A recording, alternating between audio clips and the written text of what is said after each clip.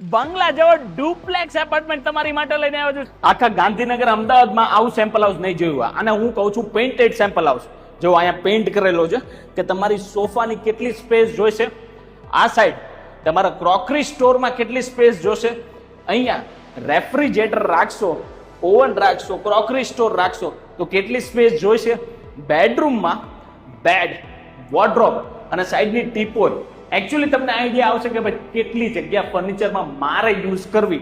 TV unit. ચાલો આપણે ઉપર માસ્ટર બેડરૂમ બતાવું. ફર્સ્ટ ફ્લોરનો માસ્ટર બેડરૂમ, એનો વોર્ડરોબ, ટીવી યુનિટ, એમનો બેડ. હવે ચિલ્ડ્રન બેડરૂમની ડિઝાઇન જોરદાર છે.